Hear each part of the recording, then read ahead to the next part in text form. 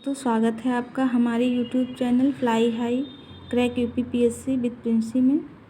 आज हम important facts के विषय में डिस्कस करेंगे जो प्रारंभिक परीक्षा के लिए अत्यधिक महत्वपूर्ण हैं। यहाँ हम डिस्कस करने वाले हैं कबीलाई मानवों के प्रमुख आवास। तो पहला आवास है ऑल। ऑल जो है ये तंबूनुमा आवास होता है और ये लकड़ी के ऊपर चमड़ा मढ़कर बनाया जाता है और इसे यूरोप के काकेशस पर्वतीय मरुस्थलीय क्षेत्र में पाई जाने वाली जनजातियों द्वारा बनाया जाता है। दूसरा है इग्लू। इग्लू बर्फ़ द्वारा बनाया जाता है। ये टुंड्रा प्रदेश के एस्किमो प्रजातियों द्वारा बनाया जाता है। इजबा। इजबा उत्तरी रूस के ग्रामीण क्षेत्रों में तिकोनी रंगीन दीवारों से बना मानव आवास है। क्राल। क्राल जो है घास निर्मित होता है। ये अफ्रीका की जनजातियों मसाई वंटू काफिर द्वारा बनाया जाता है। तिपी। तिपी घर जो है ये बिसन बैल के चमड़े से बनाया जाता है और तंबूनुमा इसका आकार होता है।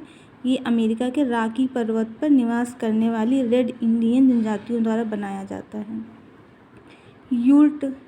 यूर्ट पशुओं की खाल से निर्मित अस्थायी मानव आवास है।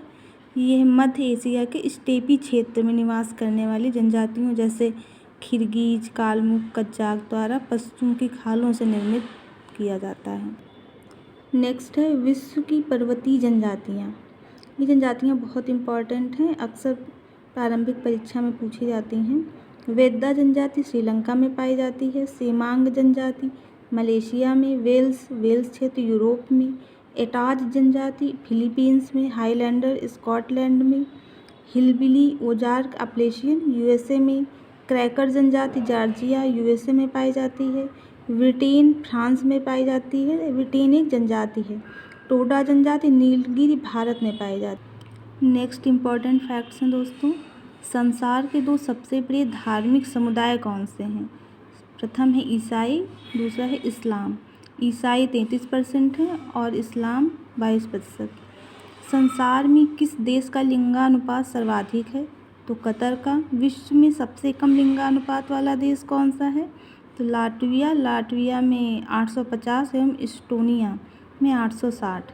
संसार का सर्वाधिक निरक्षर देश कौन सा है? तो ये अफ्रीका महाद्वीप के देश हैं नाइजर, बुर्किना फासो एवं सियरा लियोन।